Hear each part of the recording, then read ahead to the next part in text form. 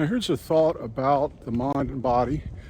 I talked before about what could be called the earth mind, which is basically a collective thought of humanity on earth, which, like a river flowing through time, is collective, but also like a river ends at the bank. So the earth mind ends basically at space. But anyway, the brain itself, science likes to look at the brain and think that the brain is the source of everything, of consciousness, thought, and all that. And one thing about the brain is that the thought that goes on is not a product of the brain. The thought that goes on is a product of collective human thought, culture, learning, all that. So the thing about the brain is that the brain is part of nature. So is the body. My point here is that even though we may live in these artificially constructed environments, you're probably in one right now.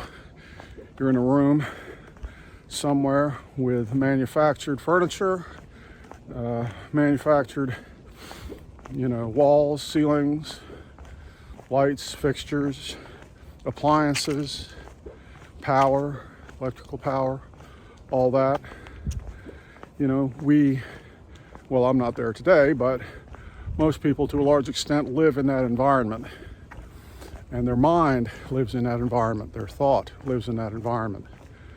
But, truth be told, the body does not belong to that environment.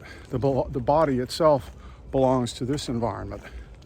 The body is part of nature.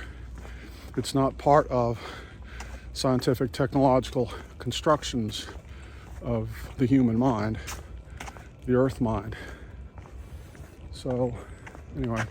So, when it comes to the human body, how we see it, how we tend to treat it,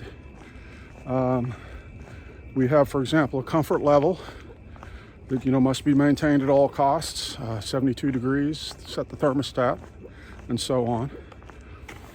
And one thing about Aboriginal people, for example, is that Australia, they slept outside at night.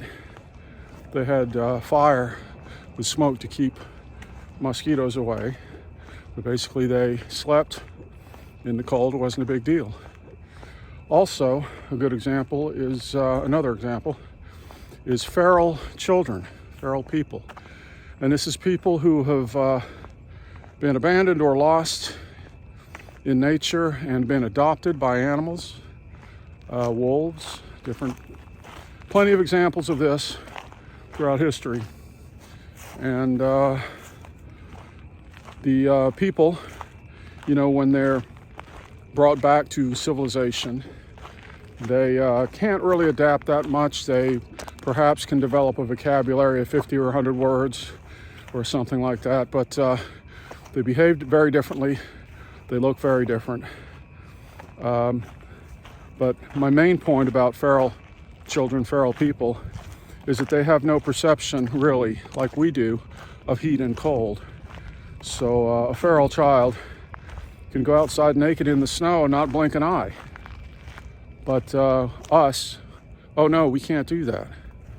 My point here is that these reactions to the environment, temperature, are learned. They are part of our culture. So other animals, feral children, deer, whatever, that are outside in the cold at night, yeah, their body gets cold. They're perhaps aware of it, but not in the same way that we are.